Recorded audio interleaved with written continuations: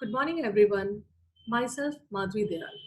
Today, we will study about the chapter Microorganisms, Friends or Foes. In this chapter, we will study about different types of microorganisms. Some of the microorganisms are harmful to us, whereas some of the microorganisms are useful to us. The microorganisms which are harmful to us, they cause diseases in plants, animals, as well as human beings. But there are some of the microorganisms which are useful to us. They can be used for the manufacturing of different food items, cleaning the environment, for the production of energy, and also for the production of antibiotics, vaccine, and treating the different diseases. Now, we will see in detail. Now, first of all, what do you mean by microorganisms? We see a large number of microorganisms around us, but these microorganisms cannot be seen with our naked eye. They can be seen only through the microscope. The living organisms which are invisible to the naked eye but are visible under the microscope are known as microorganisms. And the study of these microorganisms is known as microbiology. Now we can see that different examples of the microorganisms like bacteria, paramecium, euglena, amoeba, spirogyra.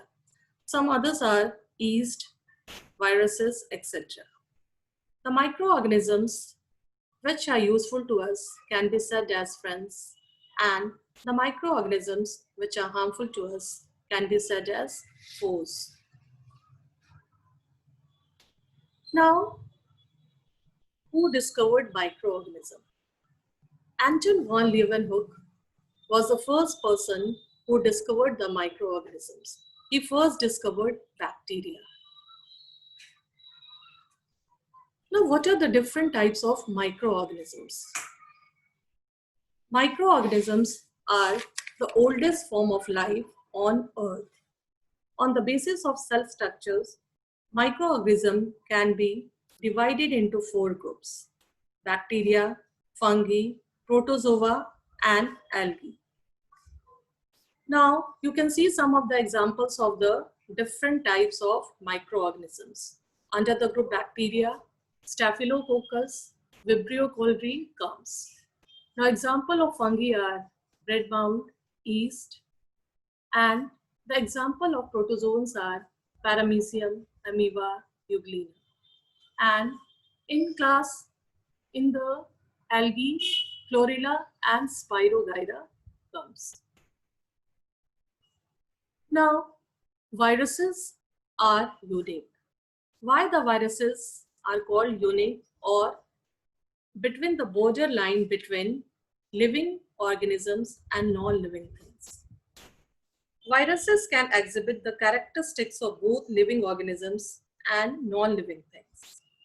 When they are outside the body, they are floating in the air or on the floor. They are also present in the salt, sugar, notebook, fan, etc. And they can be also crystallized and stored in jars for years.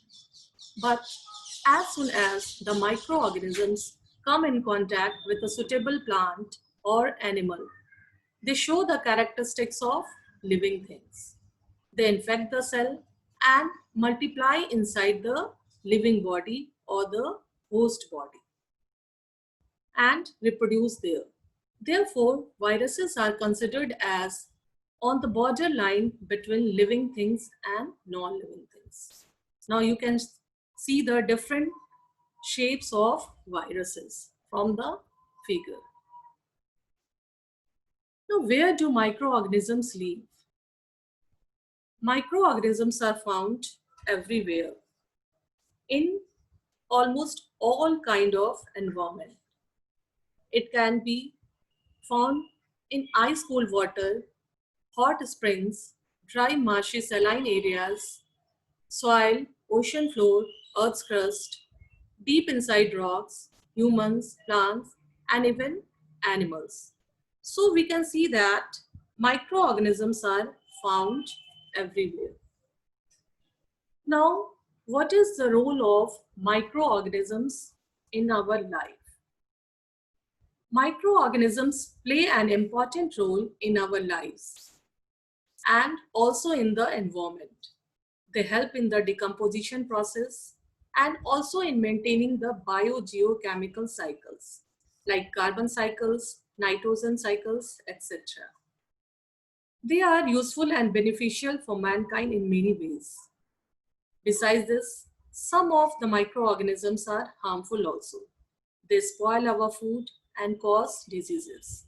You can see in the picture that the microorganism like fungi, it has spoiled the food bread. Now, what is the population of microorganism in the human body? Under normal conditions, our body is a house of large population of microorganisms. These microorganisms are important for our body as they form an essential system that helps our body. Now we can see the population of the microorganism with the help of this picture. On the hand, about 100 to 1000 bacteria is present per centimeter square. On the forehead, about 10,000 to 1 lakh bacteria per centimeter is present. On the scalp, about 1 million bacteria per centimeter square is present. The armpit consists of 1 to 10 million bacteria per centimeter square. In the mucus of the nose, in 10 million bacteria is present per centimeter square. And in saliva, in 1 gram of saliva, about 100 million bacteria is present. The feces consists of about 10 million bacteria per gram. So we can see that a huge population is present of microorganism is present all over the body. Besides this, inside the body also, so many microorganisms are present. Now we will see that how the microorganisms are our friends. As the microorganisms are useful in many ways, they are also used for the manufacturing of different food items. They are used for the formation of curd and cheese. Lactobacillus is a bacteria which is present in the curd and helps in the formation of curd. When we add 1 or 2 spoonful of curd in a glass of milk, then after 2 or 3 hours or 4 hours under normal temperature or condition, the milk changes into curd. Some of the bacteria and fungi are also used for making cheese. Microorganisms are also used for fermentation process in bakery. Fungi like yeast, they reproduce very fast and they produce carbon dioxide in the absence of oxygen. Now this carbon dioxide gas, when trapped in dough or batter of idlis or dosa, they increase the volume of the dough and makes it fluffy and soft. And this process is known as fermentation. So what is fermentation? Fermentation is an anaerobic process. Anaerobic process means the process which takes place in the absence of oxygen. So in this process, sugar and carbohydrate, it is converted into acid and carbon dioxide by the microorganism like yeast. Microorganisms are also used for the formation of alcoholic beverages. Many microorganisms are used in the manufacture of alcohol, wine, and acetic acid. Fungi like yeast convert natural sugars present in the cereals and some fruits into alcohol. And this alcohol is then used to make alcoholic beverages. You know about the vinegar. The vinegar is also known as acetic acid, which is often used in salad and also for the preparation of pickles, sauces, and the other things. And they are also produced by the similar process.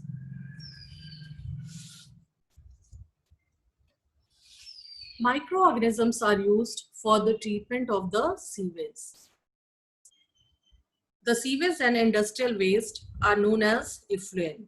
Some of the bacteria are used in the biological treatment of sewage and industrial waste, and this process is known as bioaugmentation.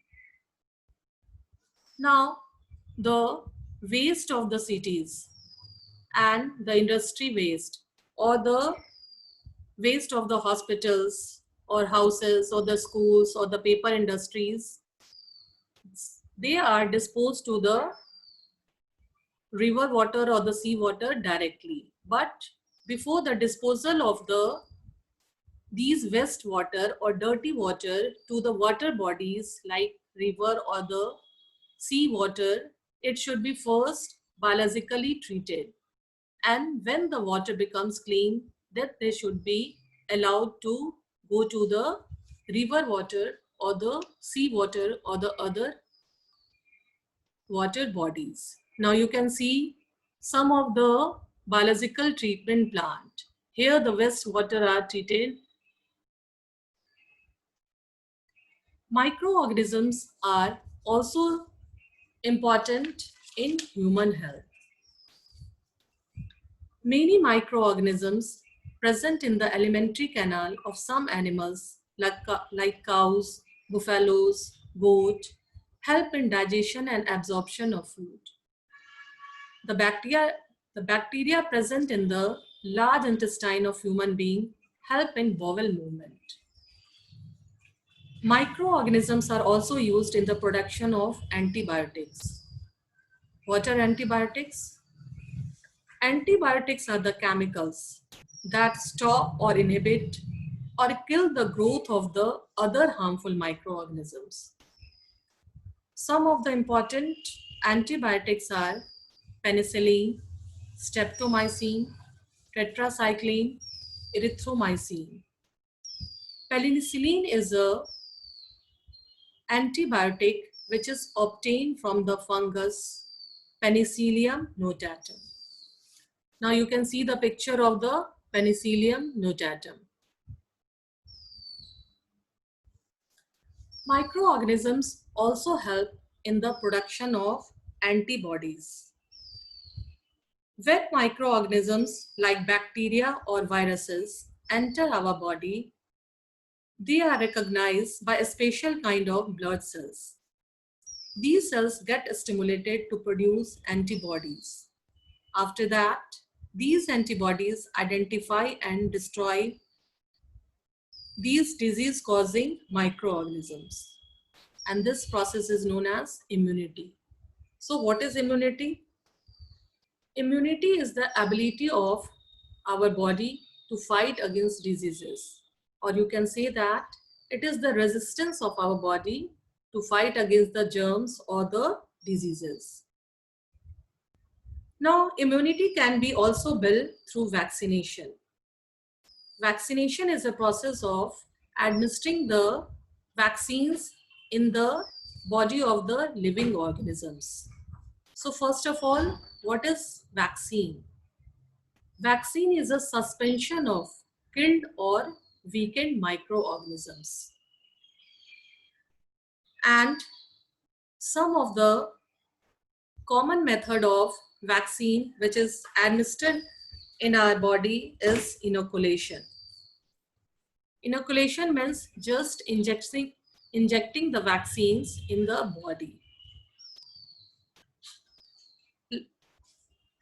The vaccines like BCG, DPT, tetanus, and the vaccine of meningitis and Japanese encephalitis, they are inoculated into the body. There are some vaccines also, like polio vaccines. It is given orally. So the method of administering the vaccines in the body is inoculation and orally. Microorganisms are also useful in agriculture. Some bacteria like Rhizobium and blue-green algae, which is also known as cyanobacteria, are able to fix atmospheric nitrogen into usable forms of salts of nitrogen. That means nitrate and nitrite. And these bacteria and blue-green algae, which helps in nitrogen fixation, these are called biological nitrogen fixers. Rhizobium bacteria lives in symbiotic association in the root nodules of leguminous plants. Now you can see from the picture, this is a picture of leguminous plants, and this round like structure which is present in the root, it is known as root nodules. In this root nodules, Rhizobium bacteria is present, and they convert the atmospheric nitrogen into nitrites and nitrates. That means the compound of nitrogen or salts of nitrogen. Then this nitrates and nitrites, they are absorbed by the roots and helps in the proper growth of the plant. Some cyanobacteria do the same in the rice fields and in association with the roots of the cycas plant. Now, microorganisms are also used in energy and fuel production. Many microorganisms, they produce ethanol by the fermentation of sugars, and some of the microorganisms are also utilized for the production of methane in the biogas plant. Both this ethanol and methane, they are used as fuel for production of energy.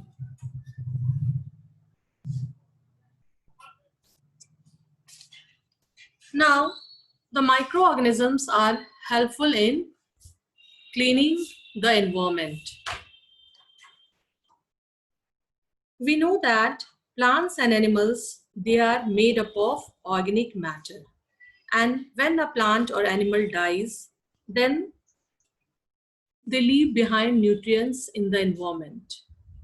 The decomposers act upon the dead plants and animals, and they convert the organic matter into carbon dioxide and nutrients like nitrogen, phosphorus, magnesium, sulfur, calcium, etc.